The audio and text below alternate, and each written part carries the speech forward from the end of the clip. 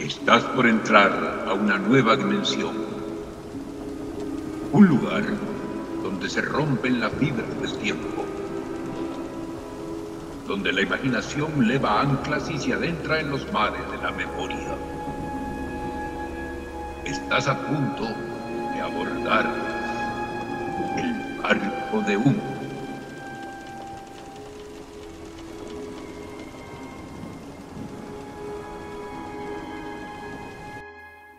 ¿Qué tal, Manu? ¿Cómo estás? Muy bien, Carlos. ¿Y tú qué me cuentas? Muy bien. Bueno, te cuento que hoy tenemos un nuevo invitado. Esta vez es Daniela Paulillo, creadora de la Caracas Comic Con, de DPX Comics y ahora su propio canal de YouTube, ¿no? Daniela. Hola, ¿qué tal? ¿Cómo están?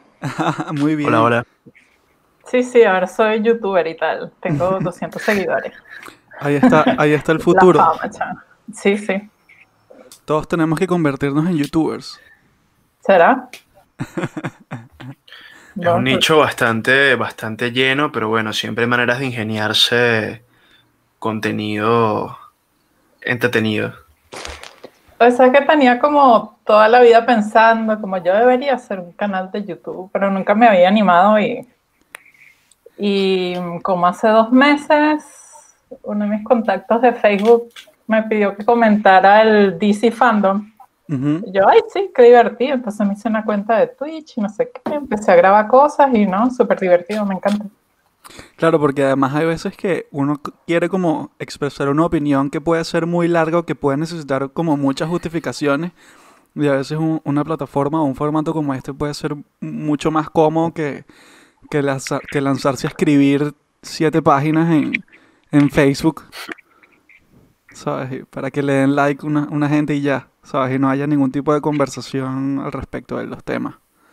Sí, además en mi caso tengo como que más de la mitad de mi vida leyendo cómics y tengo como que esta Mm, enciclopedia en la cabeza que la gente no conoce porque es un mundo, bueno, claro. demasiado complicado, demasiado extenso, demasiados años de cómics. Y resulta que, mira, están interesados en saber más. Y yo, ay, chévere, pues yo sé.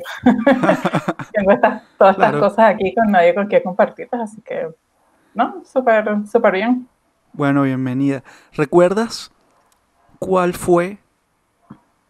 No vamos a decir el primer cómic que leíste porque quizás es un poco complicado de recordar, pero quizás el primer cómic que te impactó así como que dijiste, wow, me gustan los cómics, quiero leer más de esto.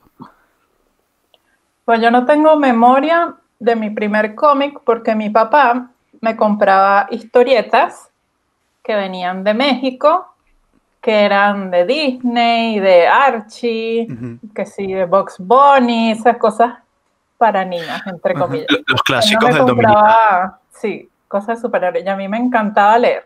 Me Mm. gustaba mucho leer libros y me encantaba leer los suplementos que De en Venezuela Novaro. se llamaban así. Sí, que Ujú. venían todo eso, que eran, sí, que ya eran como viejitos. Pues yo veía las fechas y decía como 80, 81, ya tenían unos cuantos años Ujú. cuando llegaban acá. Mm. Y a mí me encantaban. Así que el primero que me leí, ni idea, porque eso estaba ahí como, no sé, desde que sé leer. Pero sí el primer cómic que fue así como que, wow, que fue el primer cómic de superhéroe que yo compré. Ujú. A mí me encantaba, pero era así como mal. Obsesión, la serie de X-Men que pasaban en la televisión en los Uh, 90. Pero mal, era Eso que era yo, buenísimo. o sea, no sé, yo vi esa cosa y es como que, wow. Pues los superhéroes, uno siempre había visto los superamigos y me sí. encantaban los superhéroes, pero como normal, a todo el mundo le gustaban. Pero los X-Men eran así como que este concepto así de superhéroe de Marvel, que la gente los odiaba, que los rechazaban por lo que eran. Eso para mí fue como que esto es increíble, esta es mi gente, esto me encanta. Además, como sus personajes como que eran como tan diferentes, como que Bestia, que era azul con pelo, y Nocturno, que tenía una cola y cara de diablo. Entonces, para mí eso fue impactante. Y entonces Que estaba además yo era los como, grababa en VHS. Me iba al colegio y dejaba programado el VHS. Y genial. bueno, Un clásico. advertencia, cédulas volando. Eh, y, y llegaba a la casa y lo veía, y yo paraba el video para dibujarlo, porque hasta entonces no existía internet, que uno dice, imágenes de X-Men, Claro. y te salen 100.000 imágenes, pero no había internet. Entonces, si uno quería dibujar a los X-Men, uno tenía que grabarlo, pausar el video y copiar el dibujo de la televisión. Y entonces un día estábamos ahí, no sé, como por Sabana Grande, algo así, y pasamos por un kiosquito y yo vi un cómic de X-Men. Yo, ¿qué? ¡Hay cómics de X-Men! ¿Puedo leer más? ¡No puede ser! Porque me Alto encantaban los cómics de toda la vida, y está de X-Men, que obsesión con los X-Men. Y yo compré este cómic de X-Men, que yo me acuerdo que era X-Man, no X-Men, como con A, número 18. Y salía Bishop y salía Titania en la portada. Y Titania era como mi favorita. Yo, esto es maravilloso. Y lo dibujaba Omar Cruz, que tenía un estilo así como medio anime. Claro, Entonces, como, no, espectacular. todo este cómic Y yo, noventero, mira, ¿no? y ese cómic que sí, estaba totalmente en los 90. Este cómic salió como en el 96, yo creo. Con músculos que no existen. Sí, sí. No, que además era como el epítome de justamente lo de la musculatura, el epítome de todo lo que podía ser considerado cool en los 90, ¿sabes? Era oscuro, Armas. era adulto, todo, había un montón de armas y además tenías este intro con este riff así de guitarra que era, o sea, además en esta época en la que uno también se familiariza con los intros de las series de anime y tal, esto que era animación americana tenía el intro más cool de todos. El soundtrack de X-Men era súper cool. No podemos poner la música porque nos tumban el video por los derechos. No, finísimo. Pero entonces yo compré este cómic, que además estaba en inglés. Y yo lo leo, pues en mi casa siempre mi papá nos hablaba en inglés y tal. Perdón, Daniela, ¿cuántos años tenías? ¿Cuántos años tenía ¿Te acuerdas? 15, 16, por ahí. Ok. Por ahí. Y yo lo leí y mira, no entendí nada.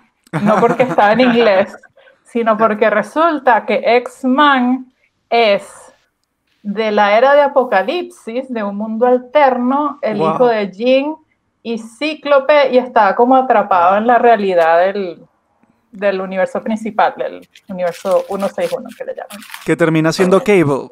Sí, y eso como que lo leí. Él es como el Cable de la era de Apocalipsis, pero él es joven. Ok. El Cable es del futuro y está más viejo, entonces se vino para acá. Bueno, eso es en resumen, como los X-Men, siempre una cosa así como unas novelas súper enredadas. O sea, pero me encanta. O sea, en resumen, como que no entendiste nada, básicamente porque tenías que leerte 100 cómics antes de poder... No te entendí nada porque necesitaba como que leerme toda la era de Apocalipsis, que había salido unos años antes. Claro. Un par de años antes necesitaba... Sí, saber quién era el personaje principal, que ni idea. Entonces, cuando ya como que fui comprando otros de las series de X-Men, la de Uncanny X-Men, la de X-Men, y entonces ahí ya fui como que, esta gente es esto, y después me compré la era de Apocalipsis, y es que esto venía de acá, y uno va ahí como que mientras más cómic lee, ya va armando el rompecabezas. Pero aunque no entendí nada de lo que estaba pasando, me encantó el dibujo y me impactó demasiado que había estos cómics de estos personajes que me gustaban tanto. Y desde ese entonces iba a mi kiosquito religiosamente todos los meses que quedaba cerca de mi casa y me gastaba ahí mi mesada. Y eran como caros estos cómics. Sí, siempre me costaban como 1.000 bolívares, 2.000 bolívares, y eso era como un platero. Bueno, así que bueno, no como 3 días y me compro esto. Era algo así. Pero no importa, no como nada en el colegio. Y ahí empezó. Porque, además, esa transición del formato televisivo, supongo que en Venezuela a lo mejor privado de que esta cultura del cómic no solo existe, sino es bastante más común en otros lados. cuando encuentras que existe este formato impreso, bueno, uno ya sabe que hay unos cómics, pero cuando te das cuenta de lo inmenso que es y de la larga tradición que hay para contar historias diferentes de esos mismos personajes, o sea, supongo o sea, teniendo ya este cariño por la saga, tiene que haber sido flipante decir, wow, mira todo el universo que me falta por leer de esta gente. Sí, y eso que en ese entonces no había, porque ya estamos hablando, eso fue hace más, como hace 25 años ya. Entonces, en esos 25 años ha habido muchos más cómics que se han publicado. Pero en los 90 también había una revista que se llamaba Wizard, que era la revista que te contaba como que las últimas noticias, tenía una guía de precios y tú ibas viendo cuánto costaba el número 1 de X-Men, cuánto costaba la primera aparición de Wolverine, todas esas cosas. Y con eso, bueno, era como el único medio en realidad que uno tenía como para conocer más historia, conocer como quién eran los artistas, te echan todos estos cuentos de cómo se crearon los personajes, y de ahí como aprendí bastante. Es que no había otra forma. Claro. No había YouTube, no había internet, no había más nada. Y esto era como súper nicho. Claro. Porque además no era común que la gente coleccionara cómics de superhéroes. Claro, además era una revista donde podías ver un poco más como el lado coleccionista, ¿no? No solo como el lore, digamos, y toda la historia de los personajes y de los escritores, sino también como el valor de los números.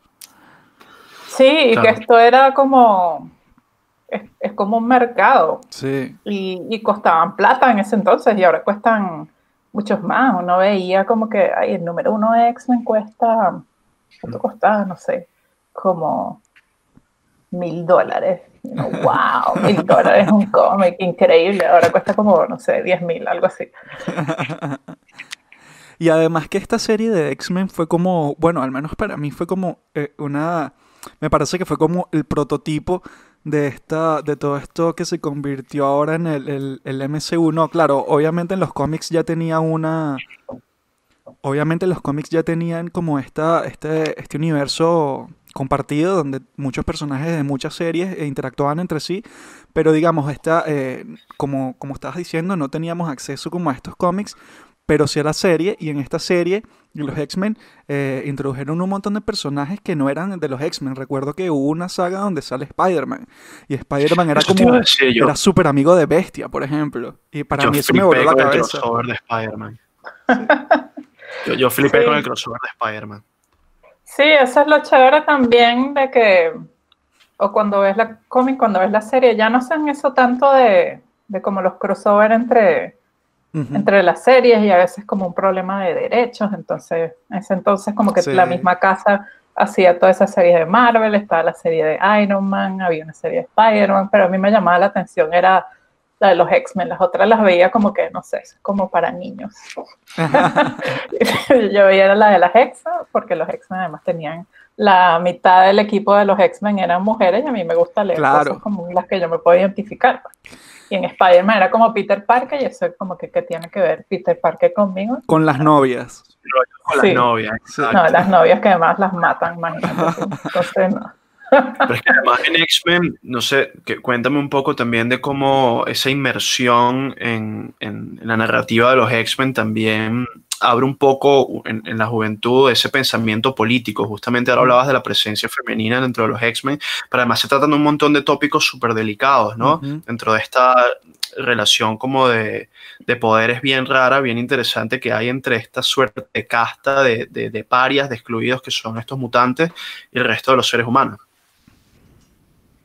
Sí, el tema de los X-Men siempre ha sido así, desde el principio, como profundo, y la gente siempre lo compara que sí con el movimiento de los derechos civiles en Estados Unidos, con los derechos LGTB, todas esas cosas. Sí, y suelen identificar mucho, por ejemplo, este encuentro entre Xavier y Magneto, como a Xavier lo ponen en el lugar de Martin Luther King, y a Magneto como en el de Malcolm X, ¿sabes? Como que personas que luchan por una reivindicación social específica, pero con dos aproximaciones completamente diferentes, siendo la de Magneto como un poco más radical. ¿no? Sí, que ellos quieren como que los mutantes tengan su lugar en el mundo, que puedan vivir en paz, pero Charles Xavier quiere que todo sea así como en paz y en armonía, y Magneto dice, no, la única manera La es bota que de hierro. nosotros, sí, Que porque además si todo no el nos trasfondo van a de matar a Magneto. todos. Y sabes que es muy interesante que a medida que se ha desarrollado las historias, como que la ideología es más como que sabes que Magneto tenía razón, como que esta gente no nos va a dejar vivir en Claro. paz. Y es súper fascinante porque hace unos años Cíclope hizo como un corte radical con las ideas del profesor X y dijo, nos vamos a ir a una isla y vamos a hacer nuestro propio país mutante. Y eso es como algo que haría Magneto, en efecto, eso es algo que hizo Magneto. Sí, total. Él hizo como una ciudad así, un asteroide en el espacio y dijo, este va a ser nuestro paraíso mutante. Entonces no es solo así como que, ay, sí, vienen las peleas y este es el supervillano y nosotros somos los buenos, sino que también está como todo este trasfondo que es bien Un reflejo. bien interesante, y este mensaje también como de, bueno, va a sonar cursi, ¿no? Pero el mensaje así como de tolerancia, Sí, por de supuesto. no juzgar a la gente por lo que aparenta, todo esto. Y también esto que es un tema que creo que es muy relevante hoy en día, que es como, ¿por qué les tienen miedo? ¿Por qué los odian? Porque los humanos piensan que los mutantes, porque los mutantes nacen de humanos. Tienes un papá humano, una mamá humana y te nace el hijo mutante. Entonces la gente tiene este miedo de que se van a extinguir y los mutantes los van a dominar, y es un Sí. miedo que se ve reflejado mucho en estos tiempos locos, que si la supremacía blanca y no sé qué, que los gringos blancos piensan que va a venir la gente de color y los van a arrasar con todo, ellos van a Sí. ser la minoría, y mira, unas cosas que uno antes veía como que, ay, pero qué ridículo esto, ¿no?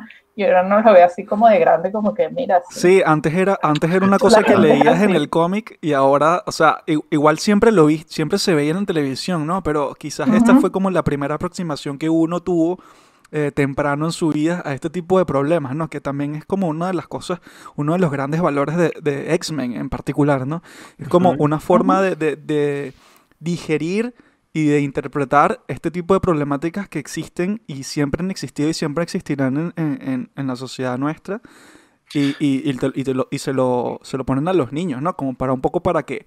O sea, ni siquiera dándoles una respuesta, porque te muestran los dos lados, ¿no? Te muestran como el lado de Magneto y te muestran el lado de Xavier, y ya queda de tu parte reflexionar al respecto. Que justamente quería hablar de cómo este trasfondo hace aún más interesante y aún más relatable, si se quiere, el relato del antagonista o de este antihéroe que es Magneto, ¿no? Porque tenemos que su historia está mediada por esta tragedia que fue el Holocausto. Tenemos que él tiene como todo este resentimiento acumulado precisamente porque porque vio como su familia era perseguida por estas ideas como de darwinismo social y este racismo nazi, y sin embargo cuando él le toca, cuando él busca como revertir esas relaciones, cuando busca revertir esa desigualdad, de repente asume un rol como de subalterno, ¿no? De repente él mismo se ve implementando este darwinismo social. Entonces podemos ver cómo esta persona, este individuo conflictuado e intentando, digamos, llevar a cabo, pues, no sé, una cruzada de revancha, termina convirtiéndose, pues, como este meme de la herradura, ¿no? Termina llegando al otro lado y volviéndose un agente de eso mismo que él contra lo que creía enfrentarse. Y eso creo que es súper interesante también.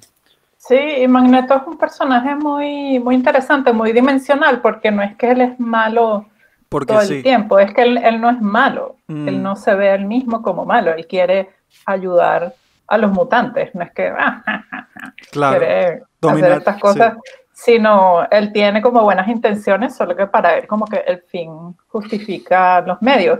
Y él también ha estado varias veces del lado de los X-Men, varias veces ha estado como que, ok, vamos a darle una oportunidad a esto, y se une a los X-Men, él fue maestro de los Nuevos Mutantes, entonces siempre hay como este ciclo ahí, y como la eterna amistad entre Magneto y el profesor X, que no están de acuerdo, no piensan igual, pero se quieren mucho y tienen mucho respeto por ellos mismos, y Entonces no es así como que, yo soy el malo y tú eres el bueno, sino...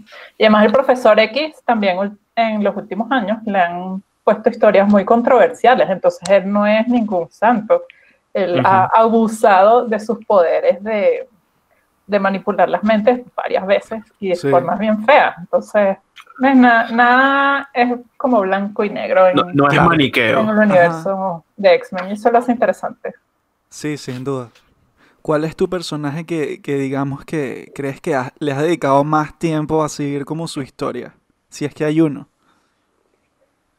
Bueno, tengo varios. No, pero mi primer personaje favorito fue Titania, que en inglés ella se llama Rogue.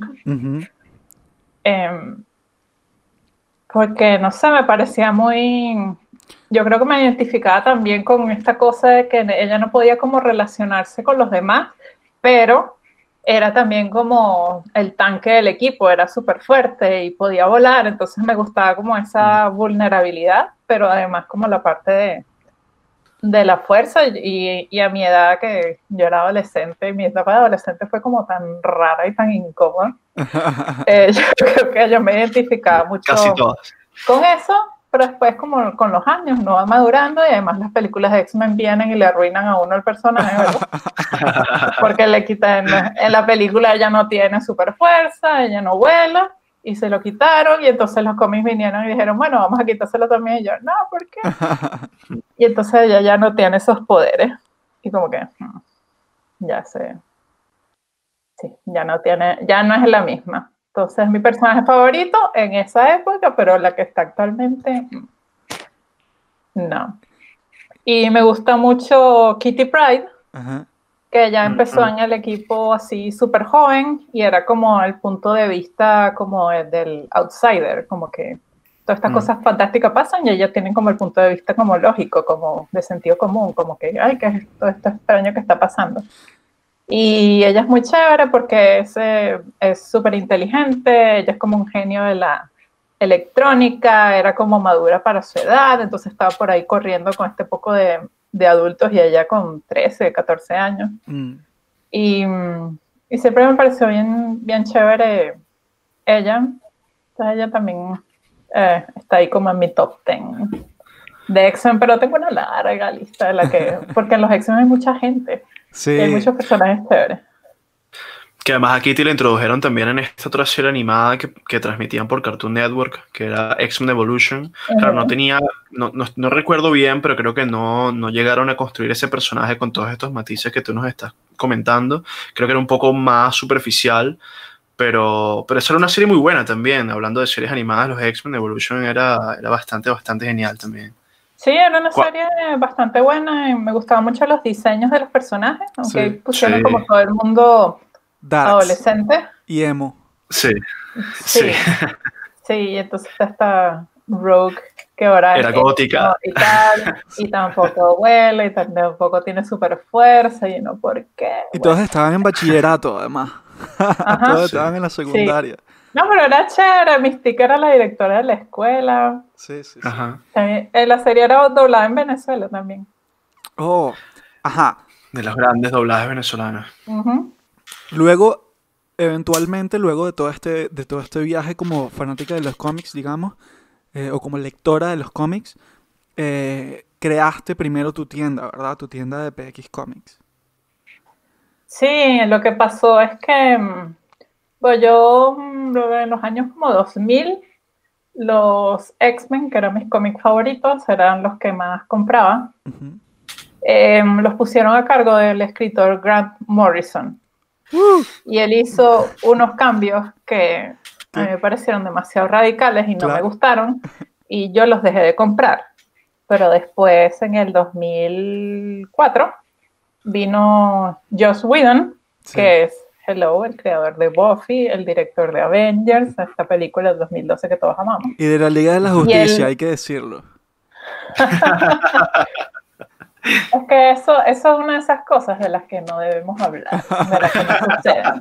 Como Superman 3 no sucedió, Spider-Man 3 no sucedió, la Liga de la Justicia tampoco. Eso fue nunca pasó. Un error de syntax ahí. Eso no sucedió. Entonces él empezó a escribir una historia que se llamaba The Astonishing X-Men, una serie nueva que hicieron, y era como regreso a lo básico, regreso a la esencia de los X-Men sin todas estas cosas fumadas que Grant Morrison De hecho, inventó. mi personaje favorito de los X-Men es Kid Omega, que de hecho es un personaje que inventa Grant Morrison Ajá. junto a Frank Sí, Whiteley. pero yo a mi frágil edad de 20 años, eso fue como demasiado. Claro. No, yo no estaba preparada para todos esos cambios. Sí. No, es que esto es totalmente comprensible. Además, estos poderes Sí. que tenían estos personajes eran una cosa demasiado No, loca. y eran... y pusieron otro escritor en el libro, pues el Grant Morrison escribía New X-Men, y en Uncanny X-Men pusieron otro escritor que era horrible, unas cosas ahí pervertidas que sucedían. Hay una escena donde Ángel y este otro mutante que se llama Husk, que entonces tienen sexo en el cielo mientras sus papás están allá abajo. ¿Pero qué es esto? No sé, una cosa ahí burda de loca. Entonces pusieron otro personaje que era como una prostituta que tenía un poder ahí de ferormonas, y yo así como... Para los niños. Sí, estoy leyendo. ¿Qué es esto? No sé, fue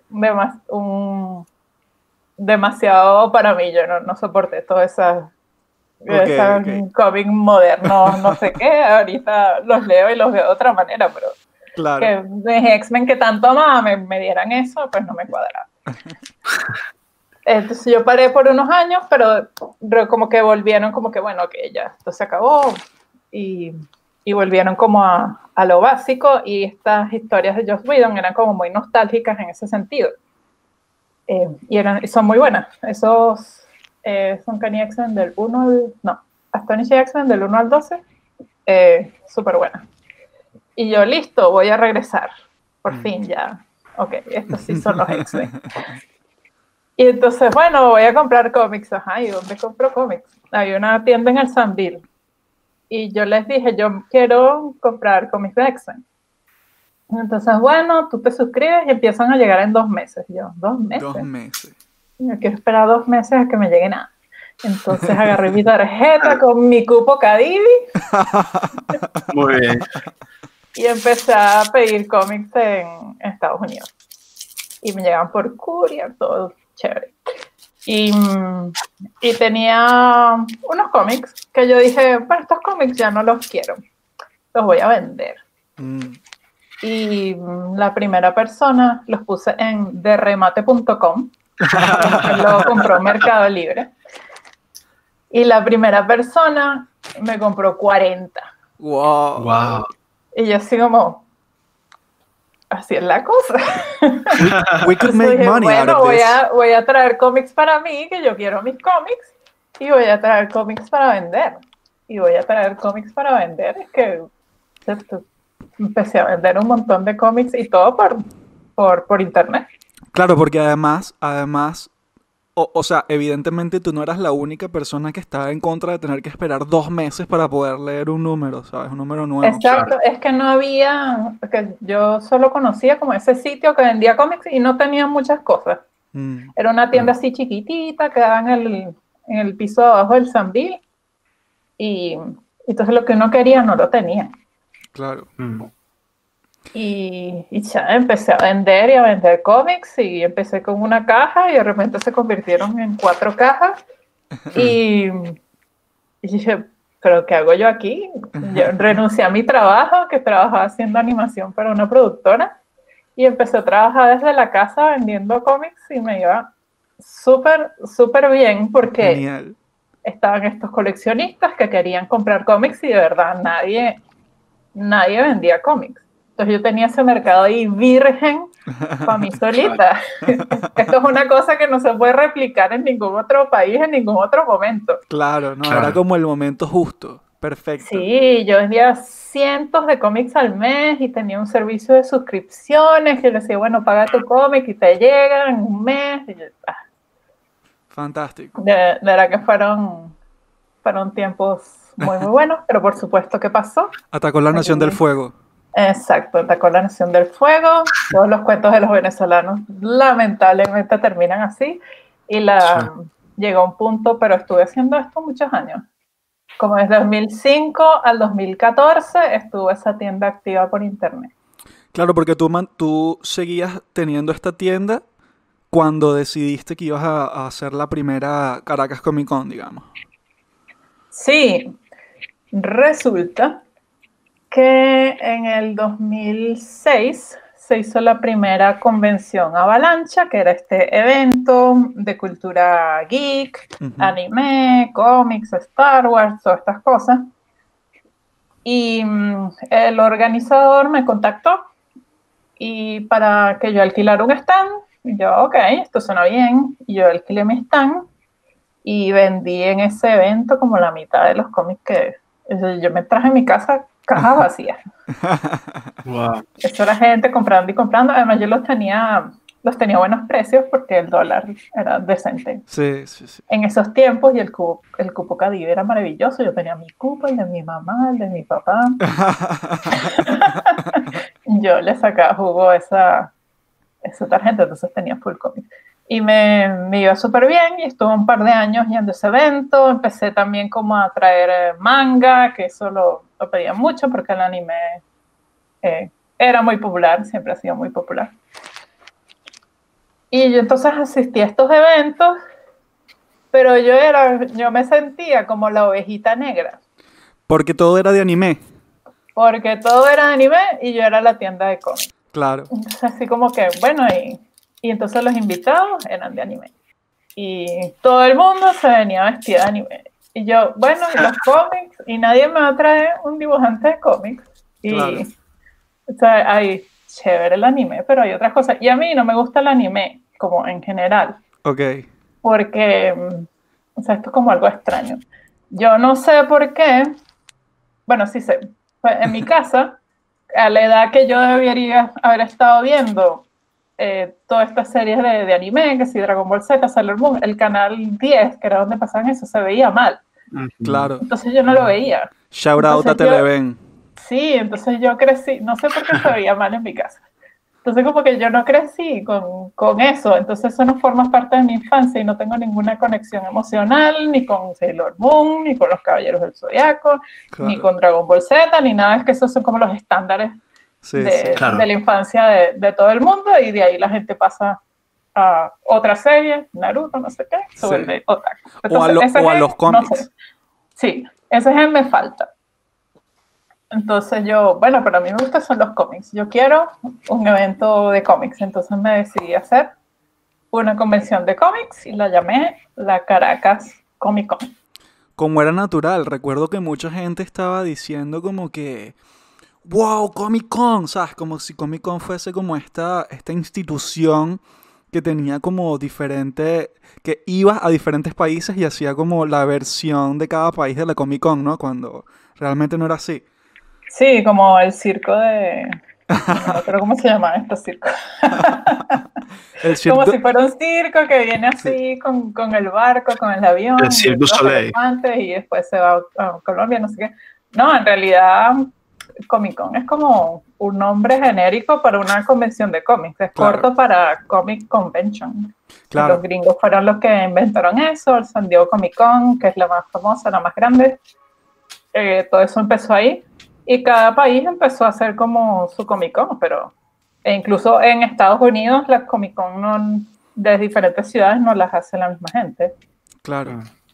Entonces se llama Comic Con porque así se llama. Colombia tiene su Comic Con, Chile tiene su Comic Con, Argentina tiene su Comic Con y Venezuela necesitaba su propia Comic Con.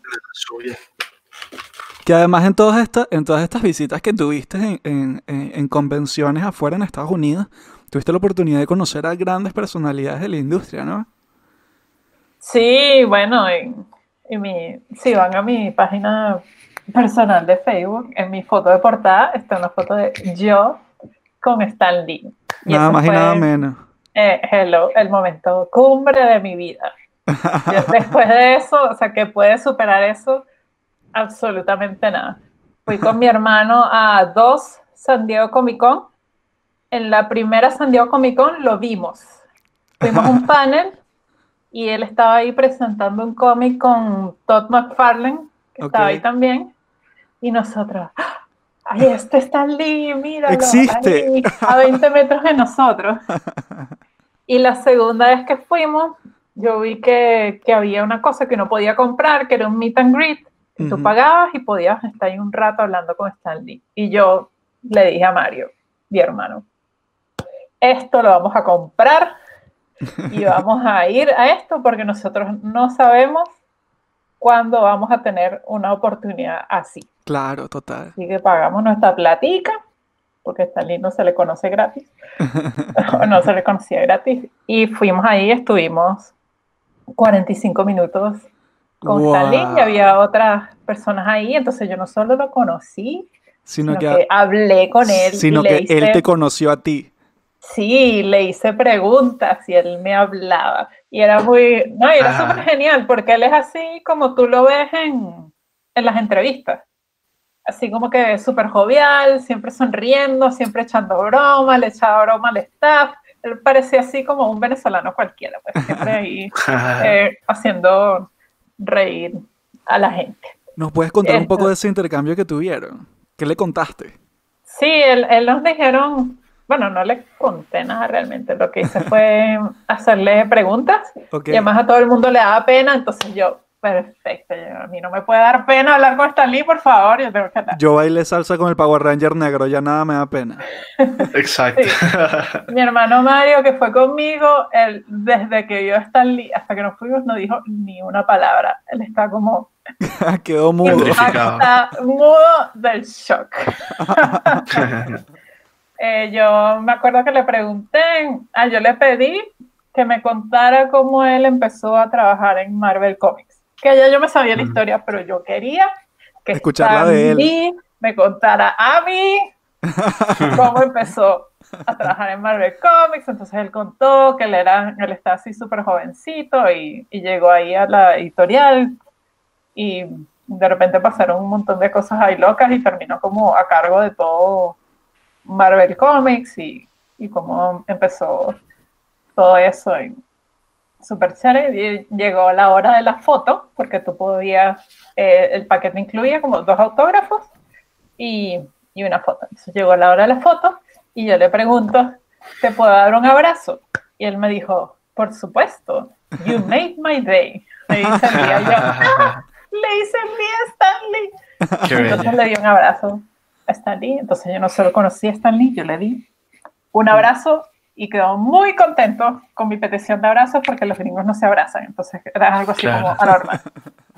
¿Qué te firmó? Súper chévere. Él me firmó una novela gráfica de las primeras ediciones de X-Men, que son mis cómics favoritos. Ujú. Y eso me lo quedé yo y él me firmó otra cosa que después vendí porque había que financiar el viaje, ¿no? Claro. Un autógrafo para mí y un autógrafo para vender, pues Claro, por supuesto.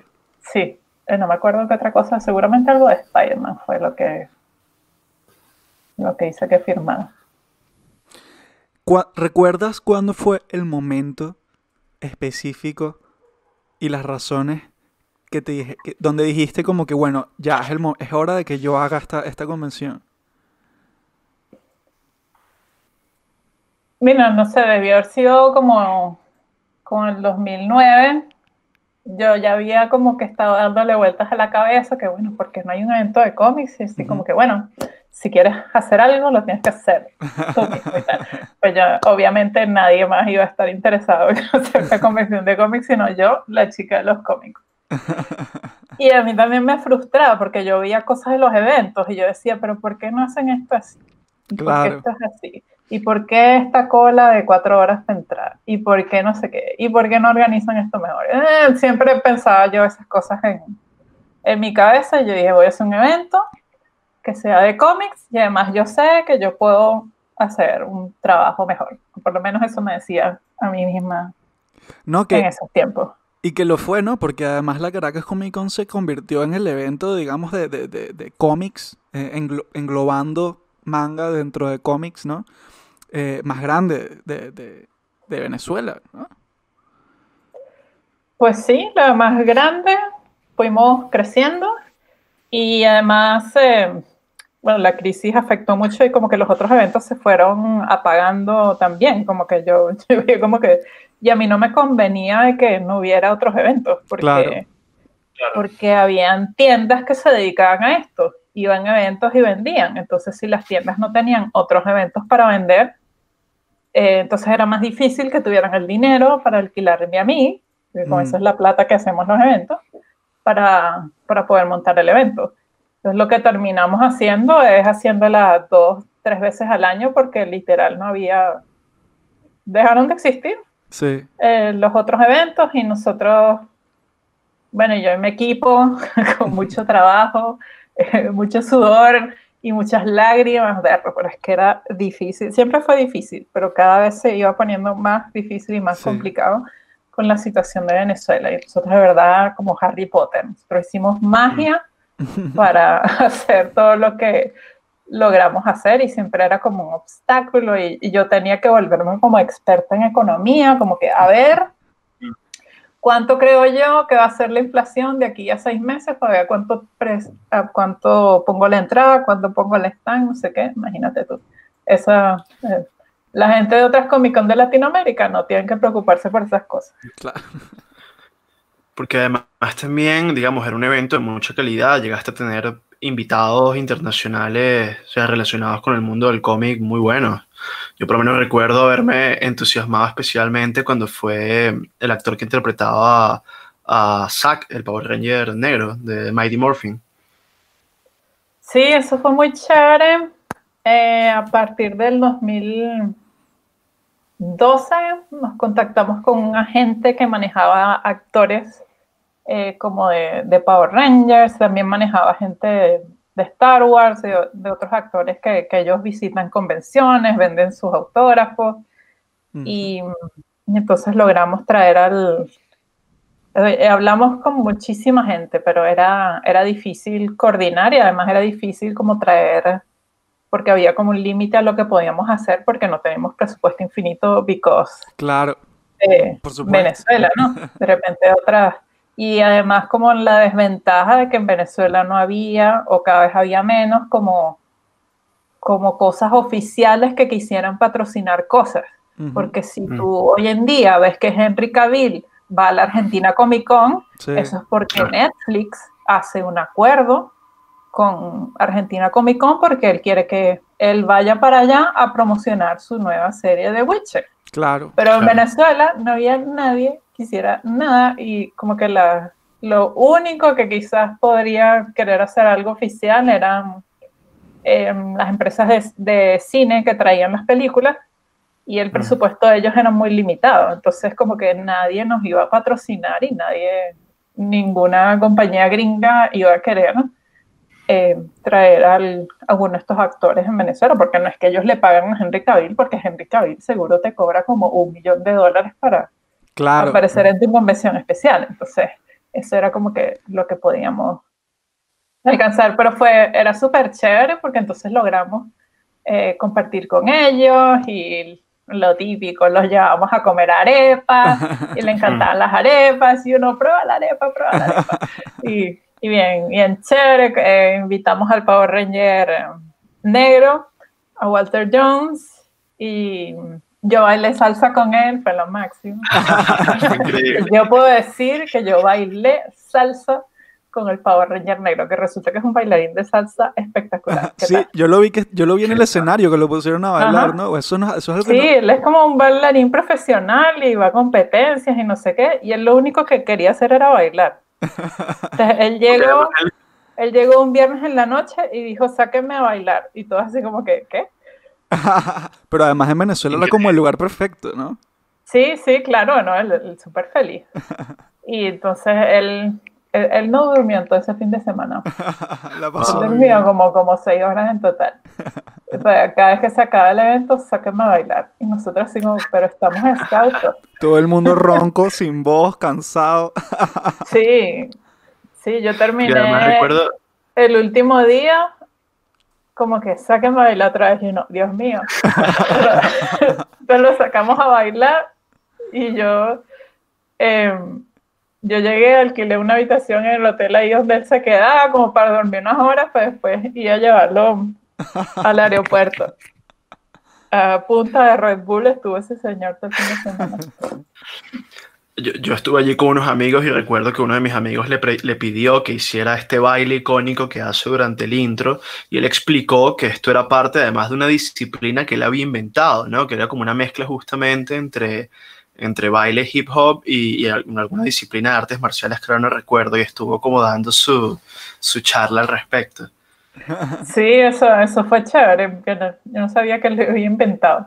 Pues Zack en la serie de Power Rangers siempre como andaba ahí como bailando, peleando, o sea, una especie de capoeira, hip hop, Tal cual. que se inventó él.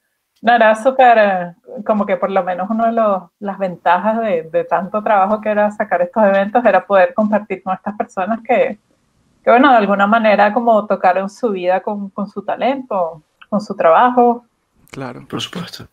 Recuerdo que fueron varias personas muy importantes, ¿no? Fueron actores de doblaje que eran de Venezuela y también fueron muchos, como decía Manu, muchos artistas internacionales. Recuerdo que incluso uno de mis highlights fue Jamal Igle, quien de hecho me firmó un número de Nightwing que de hecho compré en tu tienda.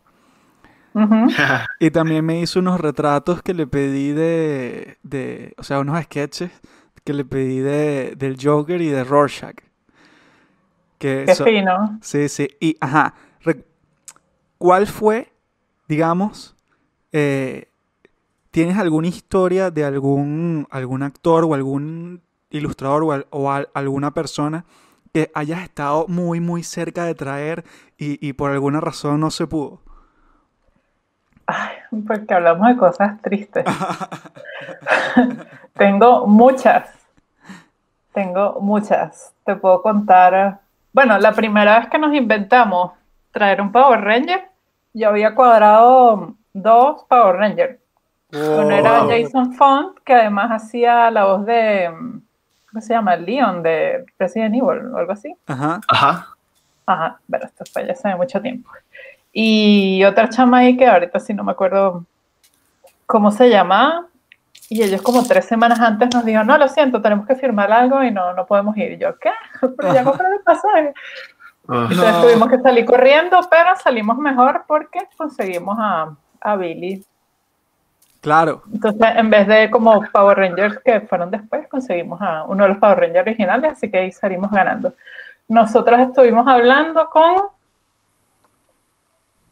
con el que hace la voz de los personajes de Mario. Wow, Charles sí. Martinet. Y también Mario, sí. Uf. Y estuvimos hablando con él y también como que no voy a poder ir porque mi papá está muy mayor, muy enfermo. Y yo, Ay, ¿por qué? ¿Por qué? Estamos a punto de traerlo. Y otra desgracia, estuvimos súper cerquita de traer a Jeremy Bullock, que era el actor de Boba Fett de Star Wars. Wow. Pero ¿qué pasó? Se murió Chávez. No. Y hasta las en la elecciones muerte. fueron una semana antes del evento y toda esa semana horrible la autopista, el CCT, tuvimos que aplazarlo. Y cuando lo aplazamos, él ya no estaba disponible. Qué lástima. La desgracia. Sí. ¿Cuál digamos que fue como la experiencia más inesperada, además de ir a bailar con el Power Ranger negro, que tuviste en toda esta experiencia de hacer la Caracas Comic Con? Wow, es que en un evento, ¿verdad? Cuando tienes tanta gente junta, puede pasar literal cualquier cosa. O sea, a nosotros nos ha pasado de que una chama estaba bailando Just Dance y se le salió la rodilla. No.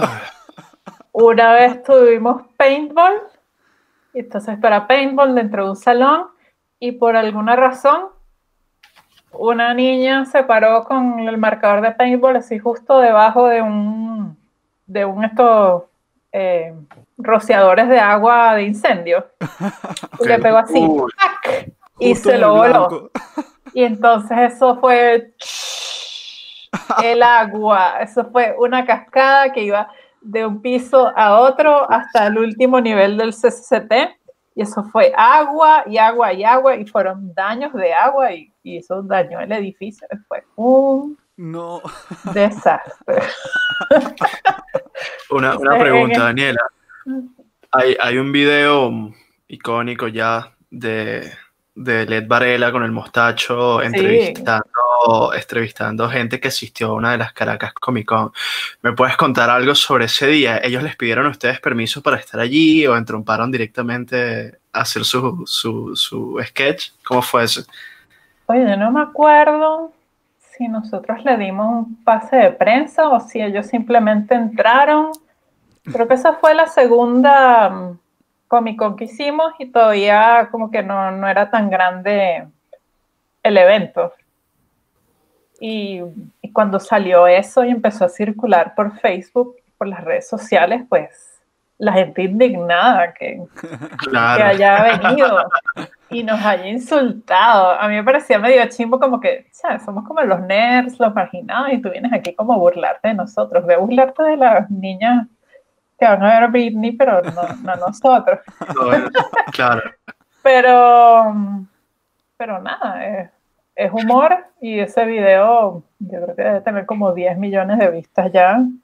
Y bueno, le agradezco a Led por hacer ese video y hacerme publicidad y gracias a él yo estoy segura que mucha gente conoció la Caracas Comic Con.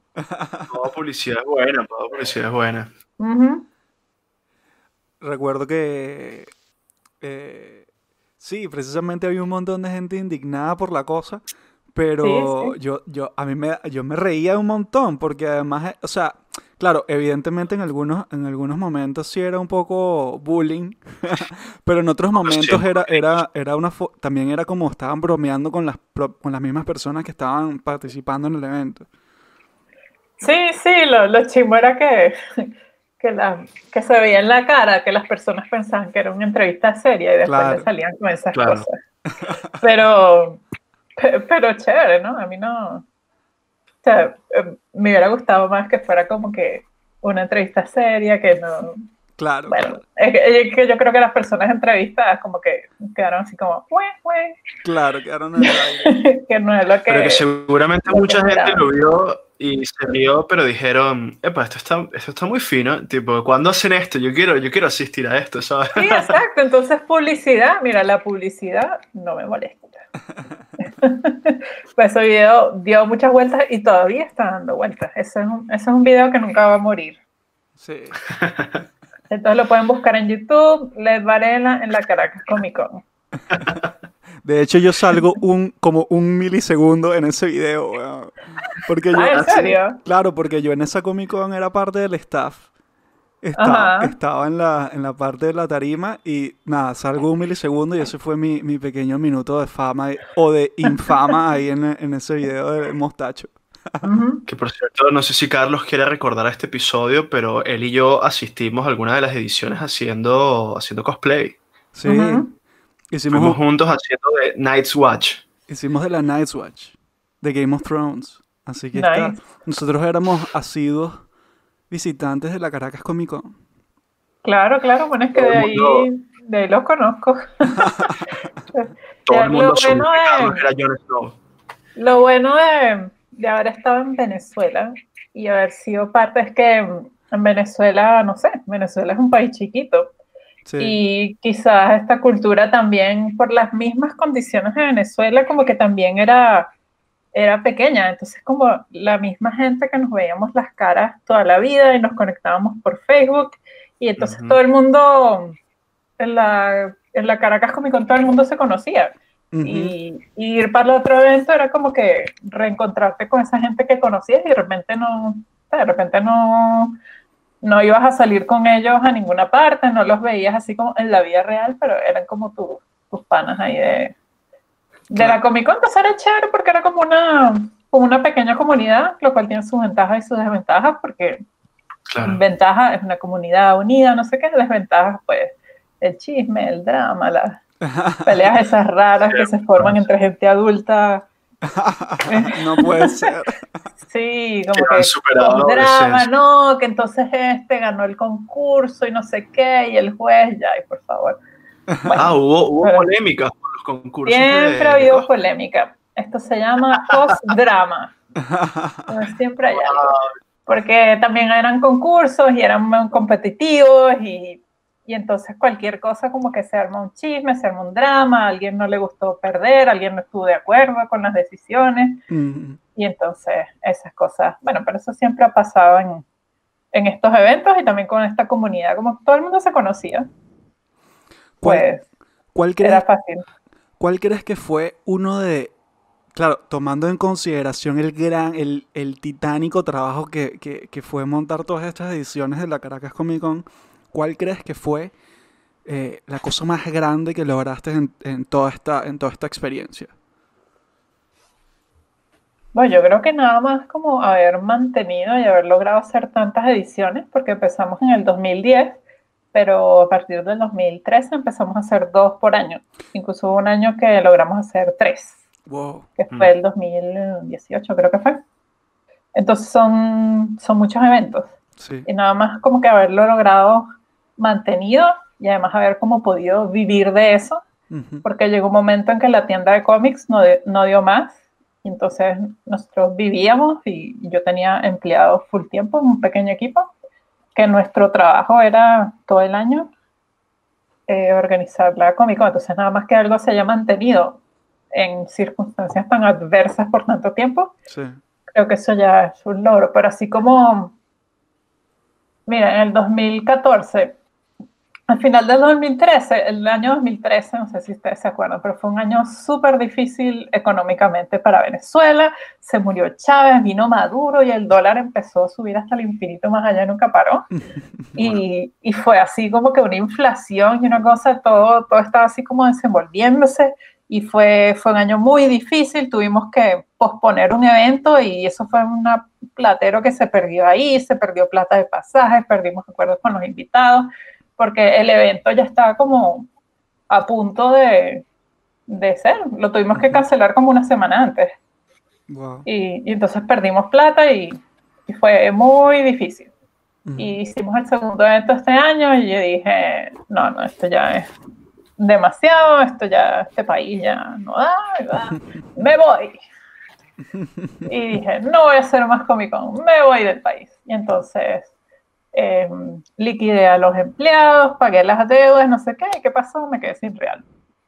Yo, bueno, no me voy a ninguna parte, pues no tengo plata. Entonces yo seguí en Venezuela tratando de vender mis cómics y la señora Malala, que es la gerente del Urban Couple, dijo, ay, pero ¿por qué no haces otra Comic Con? Y no sé qué. Yo, bueno, de repente hago una y hago una platica y con eso me voy de Venezuela. La de despedida.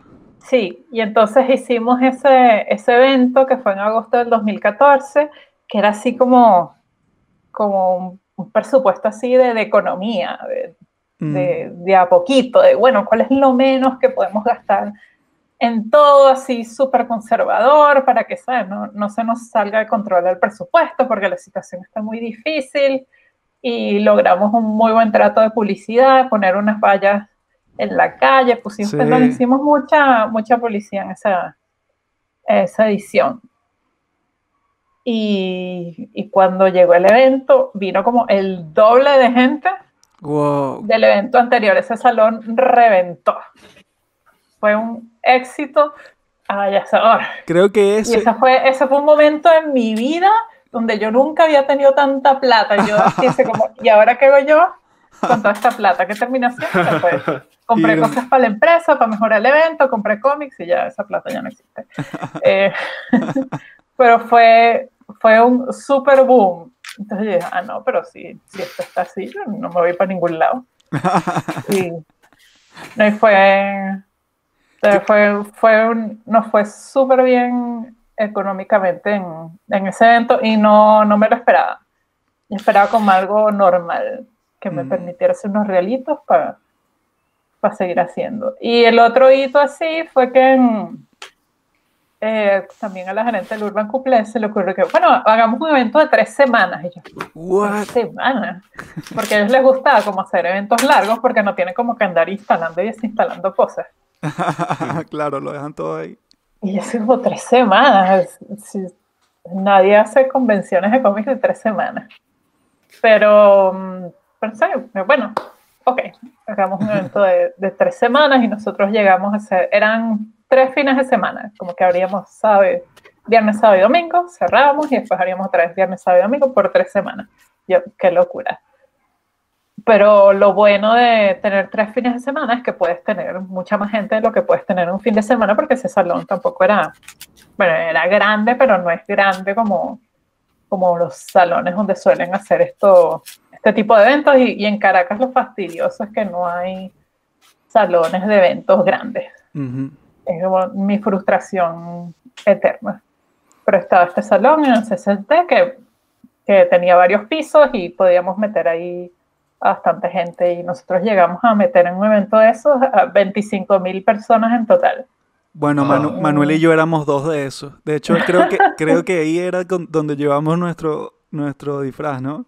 Ajá. Es que de hecho quería mostrarte una cosa, Daniela, que tengo aquí como souvenir entre mis recuerditos y bagatelas de Venezuela. Mira lo que tengo aquí. Tengo justamente 2 entradas de la Caracas Comic Con, ¿ok? ¡Ay, qué fino! Y además, justamente las 2 son de ese año del que hablabas, que fue tan complicado y que lograron sacar adelante en 2013. Pero Tengo esas una entradas que... yo sufrí. Entonces, espero que aprecies. Ahí está mi sudor. Sábado 13 de julio Un poquito de sangre y ahí sábado también. 23 de noviembre. Julio y noviembre, aquí está. Qué Bueno, fino. para que veas que se valoró ese esfuerzo, que todavía vemos quienes conservamos recuerditos y todo. Sin Oye, duda. qué bueno, qué bueno. Mira, con estos eventos, bueno, excepto ese evento que dio un platero loco que no me esperaba. O sea, estos eventos me dan plata para vivir, pero uno no se hacía millonario con nada de estas cosas. Y Claro. tampoco todos los eventos eran, no todos los eventos daban ganancias. Por lo menos ese año, el evento ese que tuvimos que posponer, quedamos fue tabla. Y yo, bueno, al menos no perdí, pero como que trabajé para nada. Claro. Pero lo chévere es ver que lo que la gente se lleva de tener este sitio donde pueden ir, pueden divertirse, pueden compartir las cosas que les gustan con gente que son parecidas a ellos y que se van como a sonar cursi otra vez, pero con esa sonrisa en la cara a su casa, y saber que uno como que logró darles un espacio donde que no es lo mismo como ir al cine, o no sé, supongo que el equivalente es así como cuando la gente que es fanática va como a un estadio y ve a su equipo. Claro. Es como ese sentimiento, pero con cómics, con Star Wars, con anime, con juegos, con eso. Sin duda. De hecho, yo recuerdo, ahora que estás diciendo como esto que la gente se lleva, fíjate que uno de los primeros premios que me dieron a mí en mi vida por escribir algo fue, de hecho, en la Caracas Comic Con, creo que en la primera de todas. Yo escribí una historia sobre magos, creo, algo así. Y parte del premio era, o sea, el premio era productos de DPX Comics. Uh-huh. Y uno de esos productos fue una novela, una edición de V de Vendetta, que hoy en día está aquí en mi biblioteca, firmada por David Lloyd. O sea, hello. O sea, hello, ahí está, y viene de la primera edición, y bueno, sin duda es algo que yo me llevé de toda esa experiencia y que potenció de ahí en adelante todo mi esfuerzo, o sea, todo mi viaje a través de la escritura y de la edición, ¿no? Así que bueno, muchas gracias igual por ese espacio, ¿no? Yo me acuerdo de eso, ganaste, bueno, es que yo leí las historias y yo di los premios, porque la primera Comic Con la hice como yo, y ya me ayudó mi hermano Mario, que tú lo conoces. Claro. Pero él era un chamito, él tenía 20 años, yo tenía, ¿qué? 28, algo así. Entonces él me ayudó en algunas cosas, pero como que yo hice el grueso del trabajo. Entonces claro. yo leí las historias y yo te di el premio. Pero guarda eso es un tesoro. Sí, ahí está. No sueltes ese cómic por nada, además firmado por David Lloyd, ¿no? No, dice para Carlos, así que de aquí no va a salir, no es para más nadie. Un tesoro, además tremenda historia. Y bueno, esas son las historias que contamos aquí en el Barco de Humo.